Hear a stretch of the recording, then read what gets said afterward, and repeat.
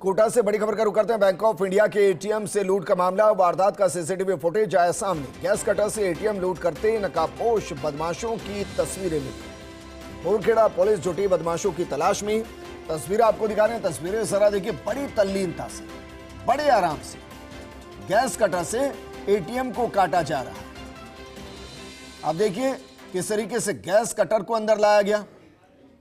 कोई डर नहीं, कोई खौफ नहीं, मानो एटीएम का ऑपरेशन करने ही आए थे।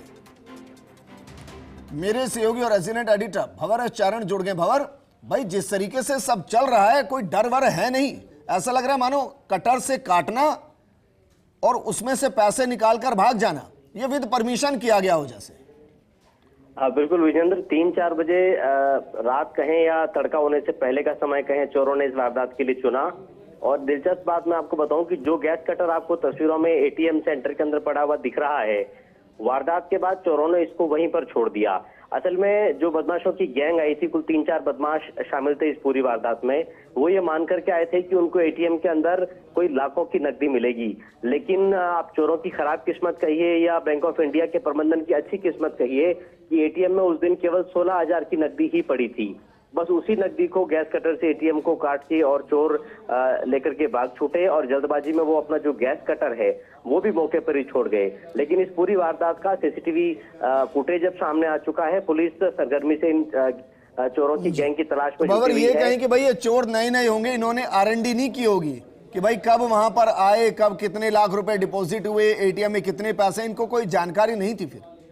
हाँ, शायद रेकी कुछ कमजोर थी, लेकिन विजेंद्र जो गैंग थी वो गैंग शायद माहिर गैंग थी कि किस तरह से एटीएम को काटना है, गैस कटर का इस्तेमाल कैसे करना है एटीएम को काटने में, एग्जैक्टली जो नकदी है वो एटीएम के किस पोर्शन में रहती है, किस पोर्शन को कहां से काटना है, इसकी तो पूरी जानकारी गैंग को थी।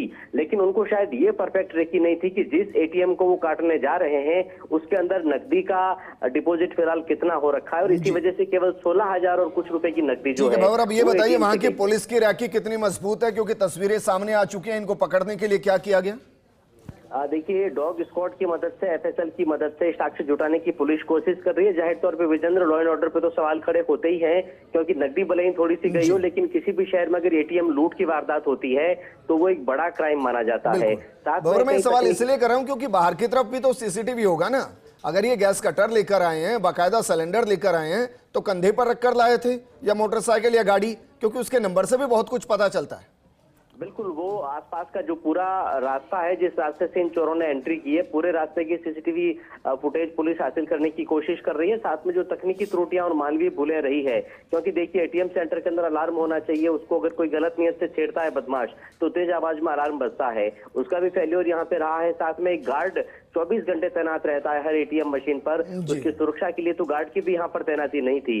तो कई तरह की जो भूलें और त्रुटियां हैं वो इस पूरी वारदात में नजर आ रही है, और अब पुलिस सरगर्मी से कोशिश कर रही है कि इस गैंग को ट्रैक किया जाए किसी तरह से, और इस एटीएम लूट की जो वारदात है। और फिर कहा जा सकता है पूरे तरीके से इन चोरों की रैकी कम नहीं थी। उनको ये पता था गार्ड नहीं है, उनको ये पता था अलार्म सिस्टम काम नहीं कर रहा है, लेकिन हाँ उनको ये नहीं पता था कि बस पैसे कितने हैं। शुक्रिया हमारे साथ जुड़ने के लिए।